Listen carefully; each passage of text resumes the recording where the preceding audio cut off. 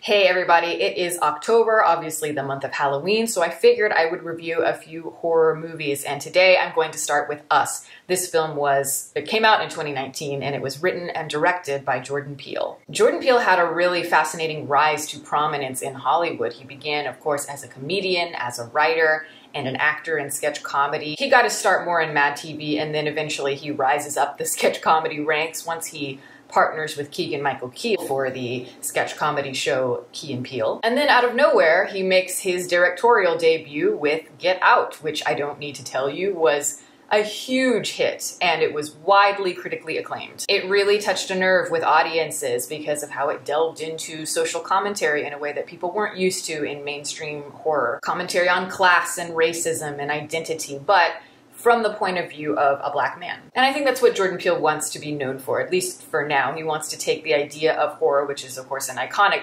genre for audiences, and then subvert those expectations by giving us an unlikely point of view. And as a result, he has a lot of power now. He's considered to be one of the big rising auteurs. It's a meteoric rise for sure, and I think a lot of people were just really thrown off. They were surprised that some guy that was known for acting and sketch comedy and writing and stuff like that could suddenly write this horror movie. But for me, I didn't think it was that much of a stretch. Because Get Out is more of a social commentary. It's kind of satirical, but it has horror elements. But I always saw it more as like a horror-y. And I always loved his philosophy. He always believed that there's a really thin line between making somebody laugh and making somebody scared. And I think he's absolutely right. They're totally different reactions at the end of the spectrum, but often humor can be blend with it. Like humor can be used as a defense mechanism for fear, or sometimes in really tense, terrifying moments, a strange humor can come out of it. So when they kind of bleed together, that's when things get really interesting, especially when you can't differentiate the two.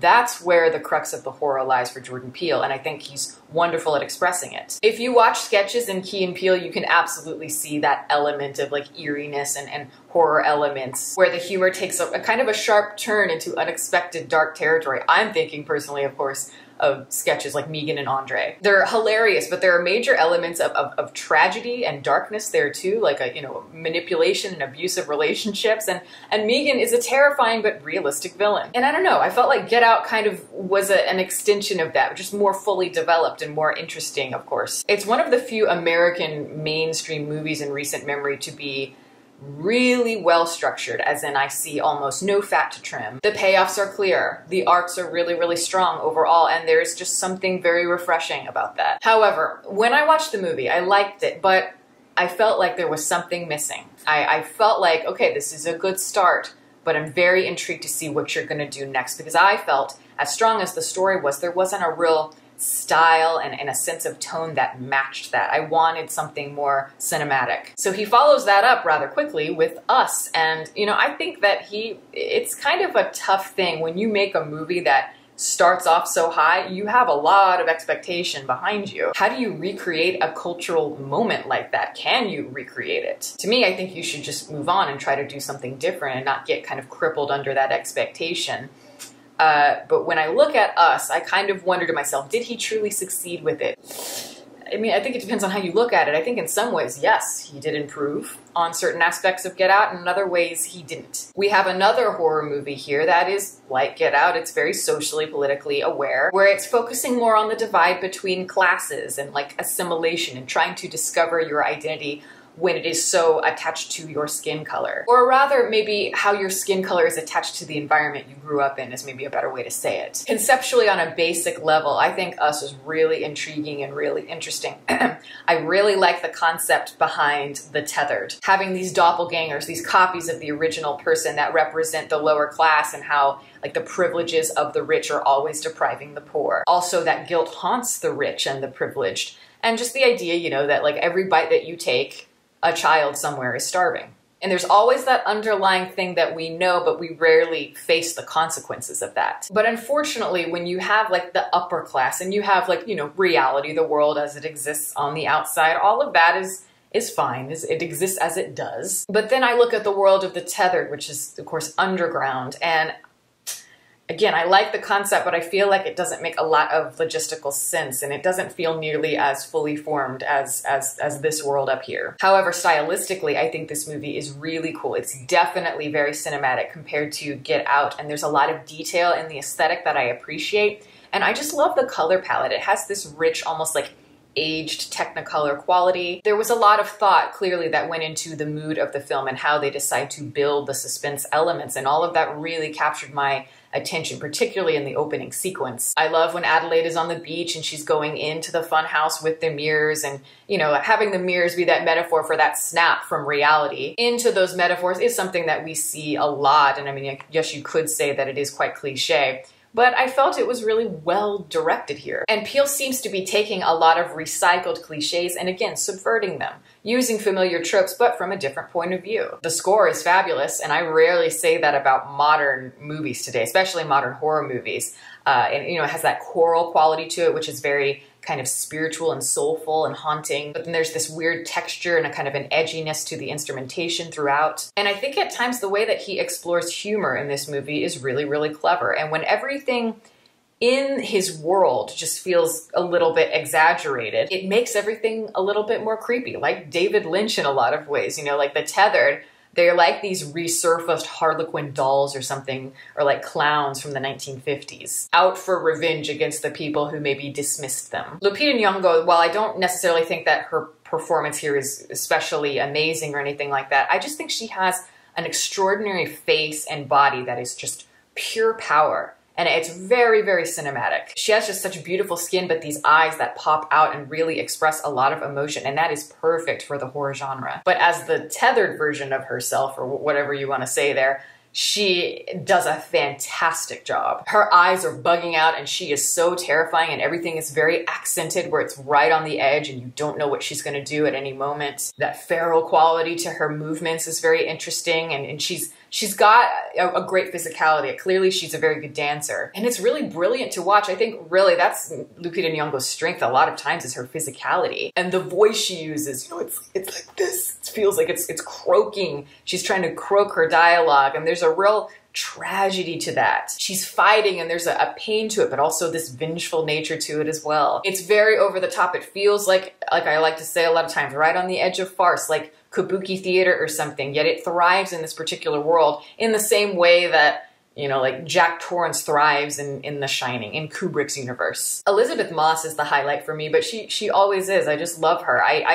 I enjoyed that aspect of the movie, having this small insight into another family, the White family's point of view. How Adelaide, or Lupita Nyong'o's husband in the movie, is, you know, he wants to be the man, this paternal force. He's trying to provide for his family, yet he feels this competition to have all the nice things like, you know, Elizabeth Moss's family. And I enjoy that aspect of assimilation. That's where it really comes out, and connecting the families based on that. But when you look at Elizabeth Moss and her family, do they seem happy at all?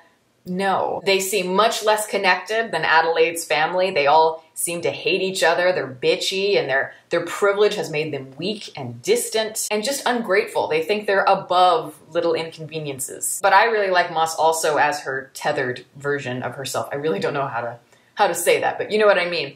It's really, really creepy. I like it because it is a twisted version of the real version of herself. And all the elements of that come out in the conversation at the beginning of the movie when they're on the beach, where she's having that discussion with Adelaide. She talked about all the things that she wished for, how she wanted to be an actress, but then she ended up getting married and having kids, and she's just bitter about the life that she chose. She's one of those women who feels like, oh, the best years are behind me, like she's some sort of like Tennessee Williams Southern heroine. There's a line where she says she got plastic surgery, and she says to Adelaide, oh no, but you don't need plastic surgery. And you know, maybe there's a little bit of jealousy there because, you know, Lupita Nyong'o is kind of a one-of-a-kind beauty. That jealousy that we saw in Get Out is kind of resurfacing here, I think. But I think it all comes out through the very distorted tether version of her, and how she is still theatrical, where she's literally a laugh away from a tear. And that might be one of the most haunting images in the movie for me. She goes over to cut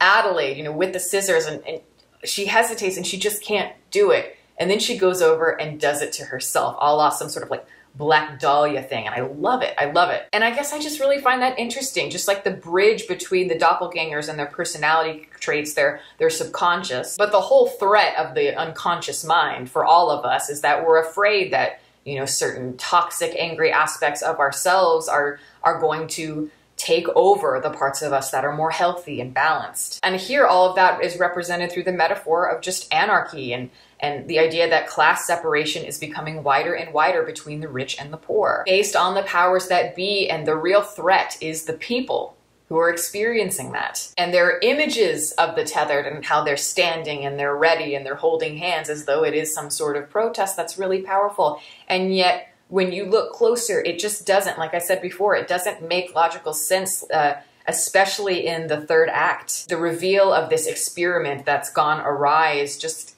it's half-baked, unfortunately. I love the look of it. It reminded me a lot of the third act of I'm Thinking of Ending Things, just this idea of this weird sort of surrealistic void where the self-actualization is going to take place. The melding of two aspects of consciousness finding the whole. In this case, it would be Adelaide and then the tethered version of her. When there is the switch, which is, of course, you know, like the big twist of the movie, where we realize that the real Adelaide is the one that got switched and then her tethered version is the one living among us. Why would she feel the need to mimic what's happening above when she's the real person?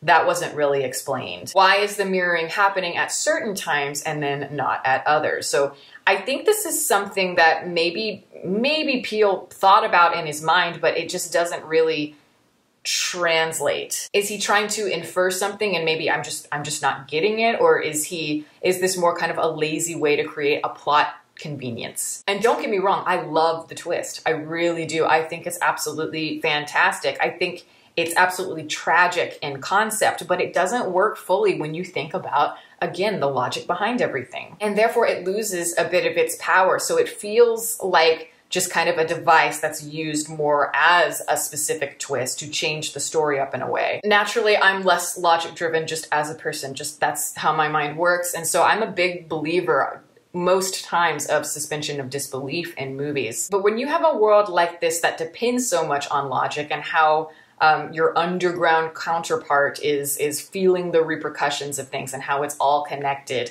I think you really need to be kind of clear about that world, the world building. That way the payoff, that big twist at the end, could be fully realized and be opened up. Because as it stands, the twist doesn't take us in any interesting direction. It just kind of solidifies the point about, you know, what it means to, you know, have to break a few eggs to make an omelet. And it's really frustrating because there's so much here that I really enjoy and that I'm naturally just drawn to. And I do think this could have been great. I think it could have been as good as Get Out. I think it could have been better than Get Out. But key aspects of it crumble under just the whole nonsensicalness of what's going on here. Overall, I still like it. I do think it's a cool movie. I think it's an entertaining movie. I think it's got style and it's got passion and it's trying to say something more. I love Peele's world. I love the tone of it and I'm excited to see what he can pull out of it, whether he, you know, explores more in the horror genre or whatever. So while it is very uneven, I still think it's worth your time. I definitely do recommend it. But I will say that same year, Parasite came out. And I think if you want to watch a movie that really takes the ideas of class struggle and like privilege guilt and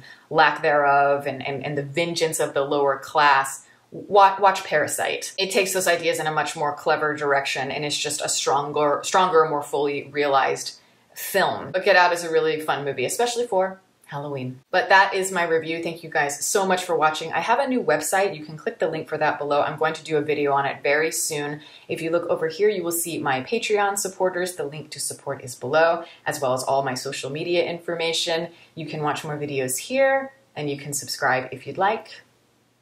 Catch you next time.